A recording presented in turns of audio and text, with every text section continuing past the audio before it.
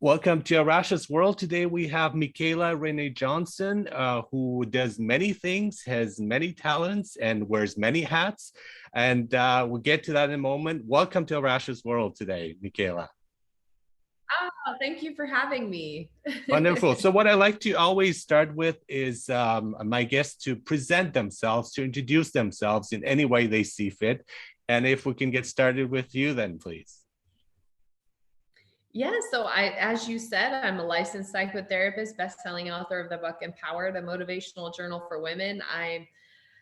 What else? Podcast host, homeschooling mama. I do all sorts of things, different hats every hour.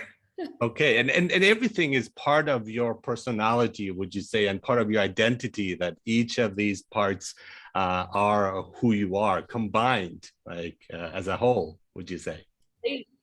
They've definitely all come together in a very synergistic way, finally. Mm-hmm. And so you also have a new book, Growth Mindset Workbook for Adults, Empowering Insights and Exercises to Turn Challenges into Opportunities and Achieve Your Full Potential. Yes, and that book will be out in the fall of 2022, so it's very exciting. Oh, that is very exciting. So you're mentioning things like growth mindset, and I'm really fascinated by that because I like both things. I'm into growth, and I think mindset is hugely important. So what would be one of or different ways that we can achieve this kind of growth mindset? What do you recommend here, just briefly, that you use in your book? Well, it really takes, an effort to pull yourself out of a fixed oriented mindset where, you're kind of saying things are happening to me, or it is what it is, or, even the flip side of that, the positive fixed oriented mindset. Well, I know all I need to know about that. So, and it takes a cognitive effort to really pull yourself out of that space and consider that things can change, things need to change, and that change is good. Yeah, exactly. Change is good. And we get stuck in routines and ways of doing things. And we often assume it's the best thing to do, or we just kind of give up and say, well, that's the best I got. So we have people who are stuck in jobs they don't enjoy. We have people who are stuck in relationships that they don't fully enjoy. So how can you break out of that rut, basically? What would you say? I think that the biggest thing is if you want to continue living a lukewarm life, by all means, stay in the situation you're in. But Good if you want advice. to start to really expand and grow and um, experience all that there is to experience in life, then it's time to make some moves. And in order to do that, there's a certain amount of risk that's involved. And when we are, at our most uncomfortable is when we do the most growing. And so don't be afraid to get a little uncomfortable. Don't be afraid to get a little hot or a little cold, and make some calculated risks and take some chances in life. Absolutely agree with you. I think comfort zone is a lot of us are stuck in it and we're afraid of stepping outside of it because we don't know what's going to happen. And that's at the expense of good things that could happen, but we're just like so afraid of it. So how can we overcome that fear and get uncomfortable?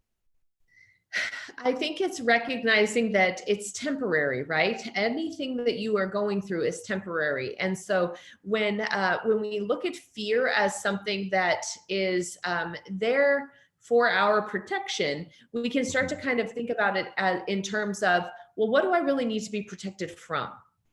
What is really the biggest thing here that is a threat to me? And when you start looking at it from a very technical standpoint, then you don't have to be as afraid of it. I'll give you an example. I live in the rural Sierra Nevadas. I love to hike.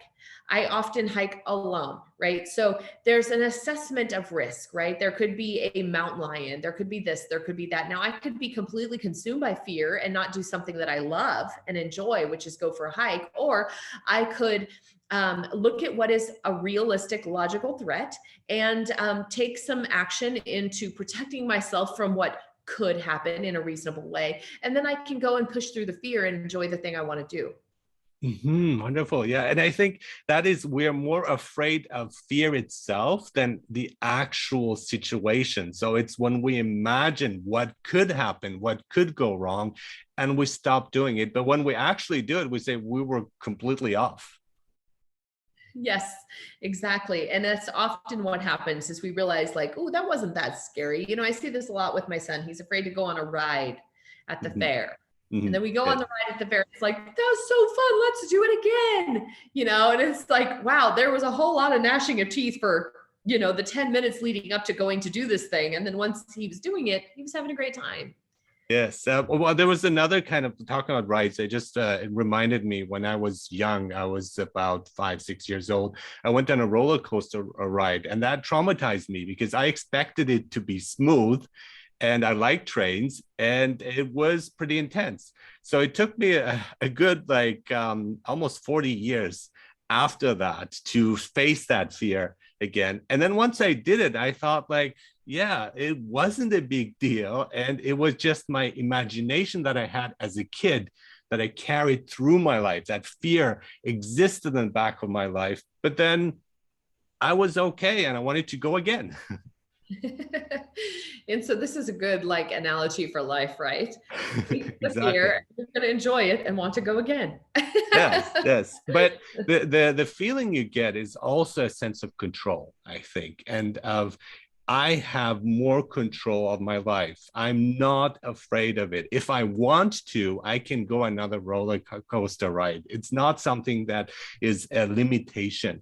And I think that is, we often limit ourselves in many ways. We put like basically like frontiers and limits in front of ourselves and say, no, I can't do that, or I won't be able to get that job, or I will not do well on the job interview, or that relationship won't work out. And I think that is becoming a self-fulfilling prophecy. And we need to step over that and really face and take challenges, as you're saying, I think. Yes, and I think that the key to a growth oriented mindset is recognizing the ways in which we are, fulfilling our own prophecy in that way. My friends never call me, and then because you're a downer and you're not fun to talk to, your friends never call you. So you are creating this world of your own. And I think oftentimes we don't want to recognize because it's a little bit harder to realize when we are kind of getting in the way of ourselves, when we're tripping over ourselves. But when you step out of the way of yourself, it's really amazing what can happen. Exactly. And not being afraid of being unhappy. That's the idea too we have, that I have to be happy at every moment of my life. And people start panicking when they're not happy.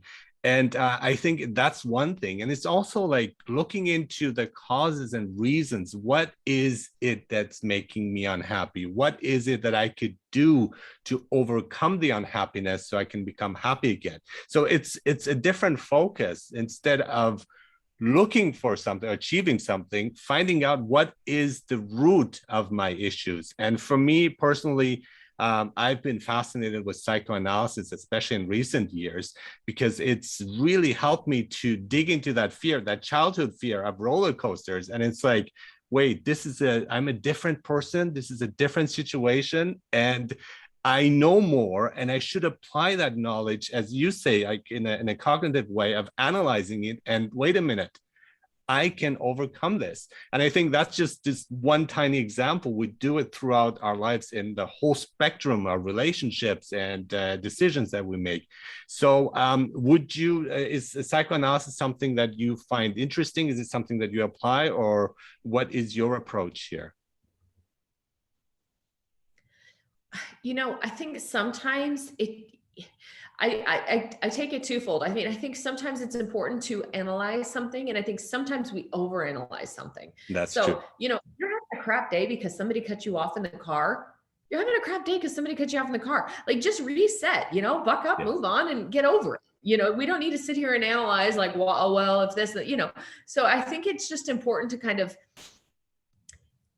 assess the situation for what it is, and have an appropriate amount of analysis based upon the situation. If you're going The through a divorce, emotions get in that's the way. something. Often the emotions get in the way because a lot of us logically know that we shouldn't be afraid of this and this, but we still are. And so even like telling ourselves like, let's be brave, I got this, and there's still something holding us back. I know people who are wonderful people, who are very friendly and kind, but when she's driving, when I was sitting in the driver's seat next to her, she becomes a monster. And I just thought, like, how would that disconnect? It's like, what made this person change so much? And I think she knows that this is happening, but it sometimes seems like not within our control, especially when we talk about emotions. So how do we deal with those emotions that kind of creep up? It's just very simple. You have to create space between the emotion and the reaction. You're not going to I like that. stop the emotion, but you Mhm. can stop the reaction. That's really what it's about. So it's just creating space there in between the two. I think that's a great answer. Wonderful, yeah, because it's we're not slaves of our emotions, and we shouldn't fall into it. We shouldn't be enslaved by it. But again, recognizing it, I think that is really the first step, and that's something that's helped me a lot. I was like, okay, yes, maybe you feel anger, but then just kind of give it space, give it room, accept it, don't fight it, because it gets worse when you fight it. It really does. I mean, and I think that, this is one of those things where when we're having a crud day, we kind of tend to want to continue to have a crud day. We want to like empower ourselves through our negativity. Like, I deserve to feel cruddy.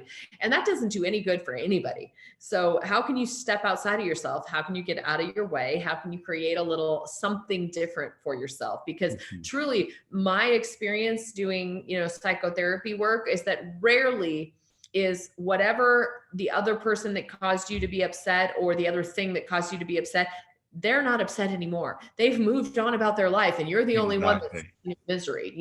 Yeah. And we often assume the worst too. We're so tough on ourselves. I think just the inner critic, and we think that people are judging us all the time, and they're commenting about us, about how we walk, how we talk, how we dress.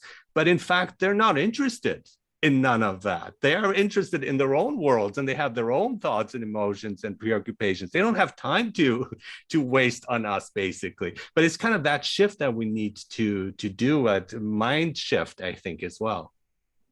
It's not all personal. No, I think you're absolutely right. I do think there's a certain component to realizing that even if they do have an opinion or belief about you, at the end of the day, they're not the one paying your bills. They're not the one, going to bed and hitting your pillow. You are in your life, and that's really it. As far as that goes, and having a certain amount of weight on what other people are thinking or saying or doing, it really doesn't serve you too much. I mean, Mhm. certainly you have to be mindful of your relationships and how you show up, and you have to be considerate of the way you are in your relationships, but it doesn't really serve you much to just dwell on what everybody else is thinking or doing. Exactly. And that the thing is, that's also an opinion. And if they have an opinion about you, well, that is their opinion. And again, that's kind of debatable. And it shouldn't bring us down. It shouldn't cause us to worry. And I think that comes more to also being authentic, being a person who is truthful and honest, not only with others, but with themselves. And would you My agree that, yeah, My mom used to have a phrase. She said, opinions are like buttholes. Everybody has one and they all stink. okay. Yeah, that's true. Yeah. That's always my approach in life. But all that said, it's still natural. It's still human nature to want to socially fit in. And it's natural to want to like consider things that are being said. In this way, I say that criticism and compliments are on the same spectrum, right? They Yes. have the ability to take your power away. So be mindful of both Yes, sides. absolutely. I agree. Yeah, but we like the compliments, but then the criticism we take very seriously. And again, it goes both ways. The moment you accept a compliment, you become susceptible to criticism and the effects it has on you. That's a great point. Yeah. Yeah, and I think that also triggers things within us. When we hear that criticism, it's also the voice inside of ourselves that we feel. It's like we're criticizing ourselves. And how can we reach a point where we can integrate the different parts of ourselves, so we can become more authentic? have an authentic life, whether it's in terms of success in our work life as well as in our private life, what would be a recommendation you would give? What would be a tool that we can use to get to the point where a kind of a holistic way of like embodying authenticity, honesty, and truth within the same person? What would you, what, I mean, it's a tough question, but what would you say would help us to get to that point? I mean, I really think that what it boils down to is you've got to understand what and why. And so I encourage people to ask why. Mm-hmm, If you mm-hmm. want to be authentic, you've got to know who you are. And in order to do that, you really have to ask yourself, why am I in this job? Why am I in this marriage? Why do I do this hobby? Why do I want to lose weight? You know, you really have to start taking a look at the reasons in which you've been doing things in your life, because a lot of times it's not for us that we're doing things. And so if you want to live an authentic life, then you've got to tap into your inner truth and your inner self, and you've got to be prepared to shed the things that you're doing for everyone else, and start living the life that you want to create. And that, from that space, is when you become authentic. Because Exactly. when we understand our why, every decision that we make in our life subconsciously is leading us to what we want to accomplish. And by that, I mean, you know, if I pick a spot on a map to hike to, I don't start walking the other direction, right? I start walking towards the spot. Now, things may happen. There might be a tree in the path that I have to kind of take a little detour, go around, but I'm still generally walking in that direction. And so this is how we start to live an authentic life, as we understand, you know, what and why, and then we start walking in that direction. Mm-hmm. And throughout, I think we should have also a sense of positivity to carry around with us. And I'm not talking about positive psychology necessarily of like, oh, everything is fine, because I think often things are not fine and we have to accept and face that.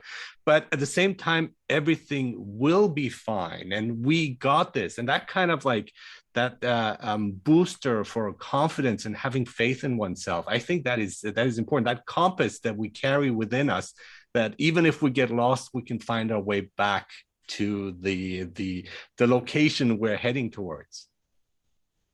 Yeah, I like to tell people, you know, it's okay to have a cruddy moment. It's okay to wallow for a brief period of time and say, you know, this sucks. This is not bringing me very much happiness. I'm not liking this, because from that place, we do our most growth.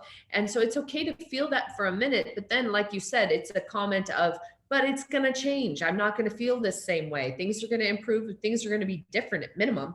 And I'll go from that space. I'll move on from there. Mm-hmm. And yeah, exactly. And that control, and not to victimize oneself or just kind of give up and it's like, well, that's what I got and doesn't get better and I have to accept it, right? And that is, I think, the most self-defeating thing that we can do in our lives. You know, and some things I like to tell people, some things in life you can't change. That's Right. okay. You don't have to. You don't have to control absolutely everything, but figure out the lesson that you can take away from that experience and what you do different. And that's the change, right? You're changing how you're looking at it. Sometimes it's all we get. Sometimes things are literally without of our control. They're not within our control. And but what we are always in control of is how we respond, how we react, and what we take from it. Yes, yes, I completely agree. And it's the serenity prayer. I just love that, you know, things that I can change, things I cannot change, and know the difference between the two. And once you really fully embrace that, even if you're not recovering from alcoholism, once you fully embrace that mindset, I think it is so mind-opening, liberating.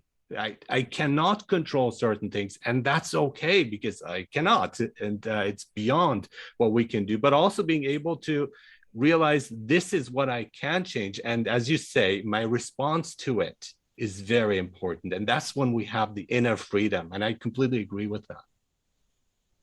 Absolutely. So, what about spirituality? How do you would you see spirituality of helping people? For me, I think that faith, and which could be seen in various ways, faith in oneself, faith in higher powers, or again, any kind of things that gives us comfort and guidance and solace. How would you say how important is that in people's lives? And do you notice that maybe a lot of people are missing out on the power of spiritual transformation that could exist too?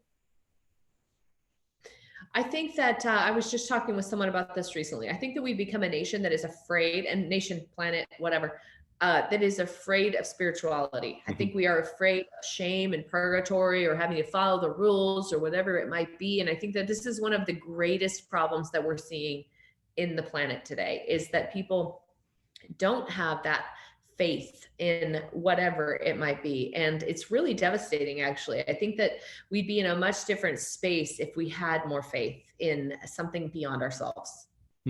But it is kind of a growing movement. I think a lot of people are talking about spirituality these days, but it is also interesting how the definition of it is quite different according to who you ask. And in some cases, I'm not even sure that I would call what they're talking about necessarily as spiritual. So I think for me, spirituality is something like that goes beyond ourselves, and that embraces others and not just us. But then there's a lot of people who are very self-focused and self-contained, and they are egocentric as well. And I don't think that is, I think that goes counter to how I understand spirituality. That's an interesting concept. I think we've definitely seen more of these narcissistic, ego-centered tendencies in the world that we live in with social media and all of the things. But on some levels, it is human survival too, to have a self-centered approach to survival. So that's an interesting juxtaposition, and I have a lot of thoughts on that as far as the importance of self. And I also have a lot of thoughts on that as far as the importance of faith is concerned. So that's an interesting point that you bring up.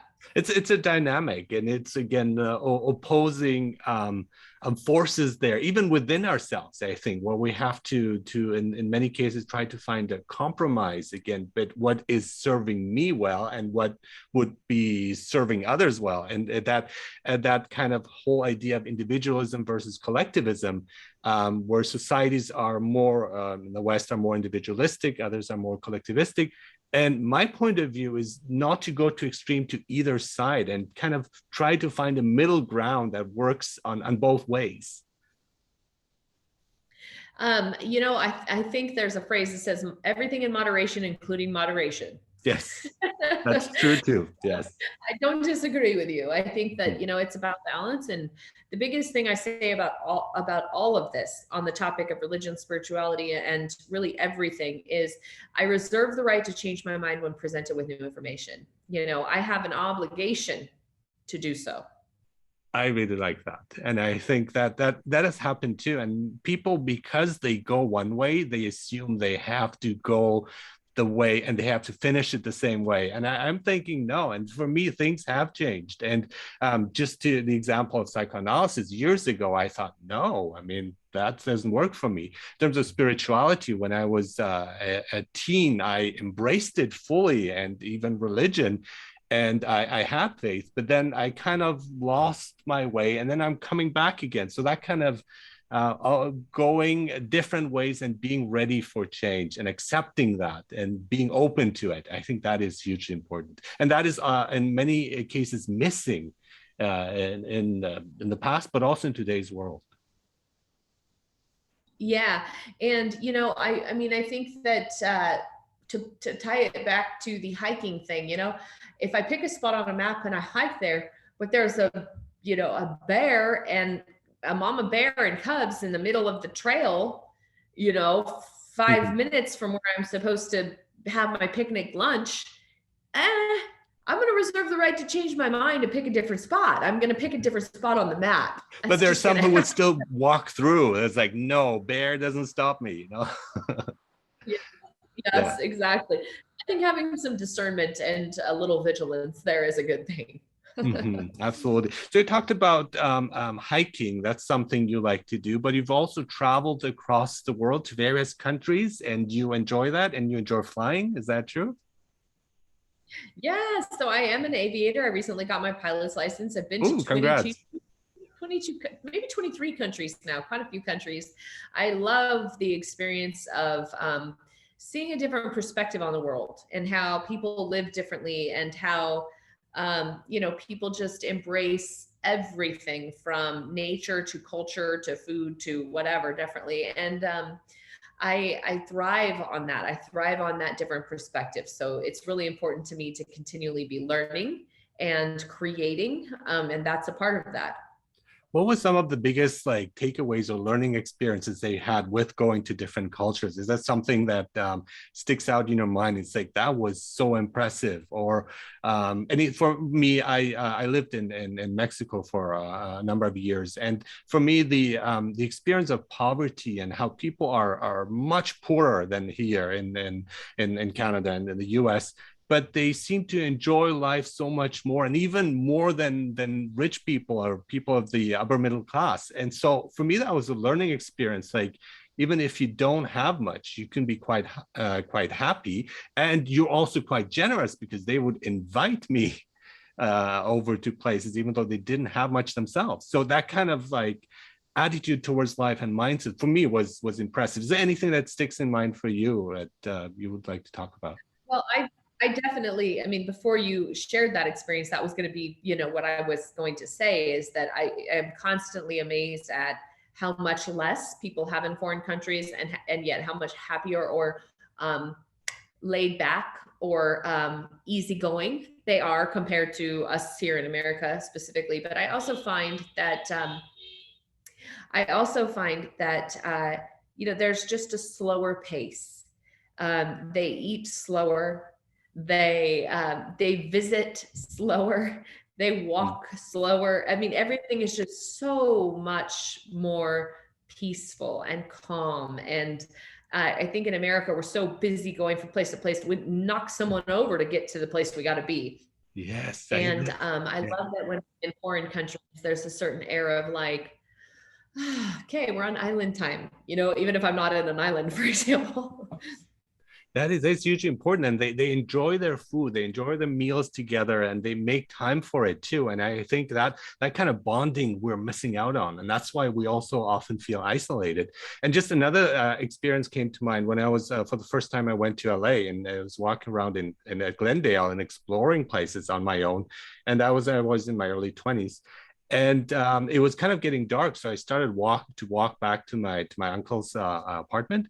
But this homeless person stopped me and asked me for change, and I didn't have any money on me. I mean, I wasn't lying. I didn't have anything, and I got scared. I was frightened by him. But in the end, we started chatting, and he was worried about me, and he even wanted to give me money so I can take a bus because he said this area is really dangerous at night. And so the idea of a homeless person giving me money so I could be safe was just also quite mind-opening. It's like how many stereotypes we have about people when in the end, he was doing good to me. And it was also funny at the same time. Isn't that interesting, intriguing? It's so true. Where I live in a rural town in the Sierra Nevadas, there's a lot of burly, gruff-looking guys who, people will come up to vacation and go for hikes or this or that, say, oh, I was at the gas station, that was very scary. And I'm like, those are the guys that'll literally give you the shirts off their backs, Yes. So it is interesting how we do tend to, when we're outside of our comfort zone, we tend to protect ourselves in ways that, we may not necessarily need to, but sometimes we do, but not always. And we like to box people into certain areas, and I think that is something that needs to change. And that's something I disagree with, because when people like have preconceived ideas about what I do or who I am and so on, it's just like it's so limiting, and I reject those kind of boxes because I said, well, just again, the idea of a gender, and when we talk about being a woman, being married, having a family, and it comes with all these like suppositions that people have, and I think that is quite limiting and often wrong in many cases. Yeah, I think you're absolutely right. And I think that it's natural, because we want to put things in their place. You know what I mean? We want to sort things out, and we want to be able to say, okay, when I see this, it means this. When I see that, it means that. But that doesn't always benefit us. Mhm. That's true. That's right. And it's often kind of leading us in the wrong direction. And again, assuming, and my assumption about these people are threats, or these people, again, I don't mean it in a negative way, but we do have these thoughts, and I think that's when we get also a bit uncomfortable of facing those thoughts that we have, and say and thinking about it and analyzing it. And the question again, why does this make me feel this way, and based on what? And I just recently read a book about thinking, how our thinking is flawed, because the information we get is often limited, and it's based on a limited sample, and we assume that it applies to the whole when that's not really the case. Yeah, and I think that that also boils down to that human nature thing, you know, Mhm. and I think that when we recognize that these things are there for our own survival, you know, this is what has kept humans alive for as long as they have, then we can have an air of grace about it too. And we can say, you know, that's okay. This is part of my human nature, and I'm catching this because it's Mhm. not serving me now, you know? Mhm. I think evolution and evolutionary psychology for me has been quite enlightening, because it does explain a lot of things. And so even in terms of attitudes that we have, beliefs that we have, thinking that we have, and I think we can't just dismiss it. And people want to sometimes uh, deny all this stuff that happened before and just say, no, we're just starting again afresh. And it doesn't work that way. It's like, it's built on each other, and we have to understand it and also learn from this, I think. I totally agree. And I think that the learning component is what sets us apart, right? Mhm. Um, Adapting to new information, reserving the right to change our mind when presented with new information. That's the key. Okay, wonderful. And so you're an author, you're a psychotherapist, a licensed psychotherapist, and also a podcaster. Now, if you compare all these different things that you're doing, you're writing, you're podcasting, and again providing therapy, what are some of the things you enjoy most from each of those? What would you say? What makes you happy in each of them? I mean, podcasting for me is something that is this is quite new over the past year. I've been blogging for a decade now, but podcasting is really thanks to what's happening in terms of technology, and it's with the pandemic as well. It's just grown so much, and it's something that I very much enjoy, because I get to talk to wonderful people like yourself, and I really enjoy the stimulating conversations that we can have. But what would you say? Each of those, what kind of happiness do they bring to you? Yeah, well, as a psychotherapist, I feel like, you know, I'm helping the world in some way. So my bucket gets filled up knowing that I'm contributing something in a positive way. In the podcasting world, you know, I really, same as you're talking about, the expansive ways in which my mind is stimulated from having these conversations, it's just been really profound. And I like the creative arts. So for me, that's a very creative Mhm. thing to do. Writing is my own therapy. So anything that Okay. I have written and published has been my own therapeutic process. And, you know, I'm just sharing that with the world. But, you know, it was for me first and foremost every time. So I think that, you know, that's been kind of a special outlet for me to process stuff that I have coming up and that I'm going through. So Wonderful. So, your book is coming out in the fall. You said on the fall, okay, this year. We'll have to wait a bit, but we're definitely looking forward to it. It's Growth Mindset, Workbook for Adults, Empowering Insights and Exercises to Turn Challenges into Opportunities and Achieve Your Full Potential. You also have two podcasts. The first one was Be You Find Happy. That's with over 150 episodes, which is quite an achievement. Congrats. I'm working towards it. I'm getting there slowly. And you also have a new one this year started, But Why? Can you talk about your two podcasts a bit as well? What would you like to share here? you know, Be You Find Happy was all about helping people tap into the idea that happiness is a constant reset, as we talked about earlier, and what kinds of tips, tricks, and tools they can use to really create a space of happiness. But throughout the past couple of years, I started to really dive into the root causes of unhappiness. And doing that, I realized that there was a lot of narrative shattering that needed to be happening in people's lives. in order for them to get to a healthier space. And so the But Why podcast is all about taking a look at things from a different perspective than the traditional rainbows and butterflies. Wonderful. Great. Thank you so much for being on Arash's World. Best of luck to you in all your endeavors, in your therapy, in your writing, as well as in your podcasting. And thank you so much for being on Arash's World. It was such a pleasure talking to you. Thank you for having me. It was an awesome conversation. Thank you so much.